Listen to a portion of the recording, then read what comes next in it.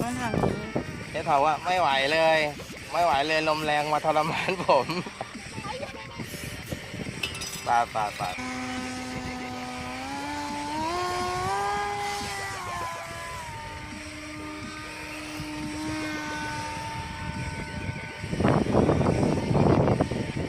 แล้วจับมือ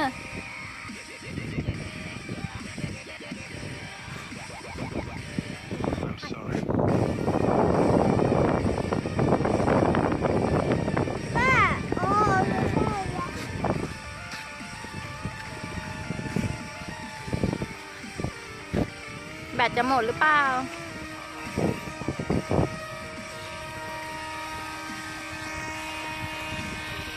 โฟกัสลูกกินนี้กินนี้ดูอะไรพี่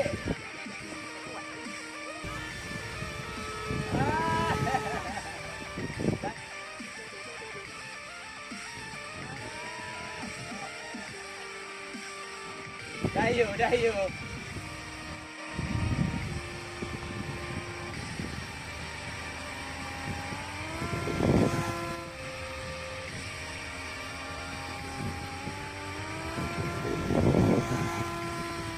อยากได้ช็อตปล่อยมือตอนแรกอะที่ไม่ได้ถ่ายอะสวยอะต้องมีลมถึงจะกระตุกเลยนะไม่มีลมต้องวิ่งขึ้น ก็เมื่อกี้ก็ไม่ค่อยมีลมลุกเร็ว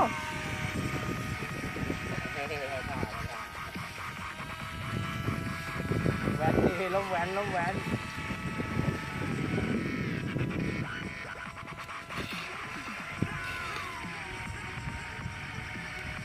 จริงมันต้องถ่วงหน่อยนะ มันเบาไปต้องถ่วงอีกแ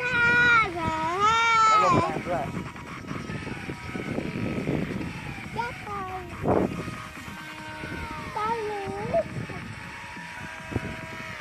อ้าวหยิบมา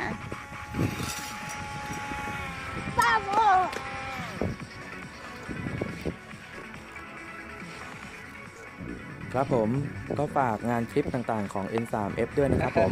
ถ้าชอบก็อย่าลืมกดไลค์นะครับ ถ้าใช่อย่าลืมกดแชร์ ถ้าแคร์อย่าลืมกด Subscribe นะครับผม ถ้าไม่อยากพลาดคลิปไหนอย่าลืมกดกระดิ่งนะครับ N3F สวัสดีครับ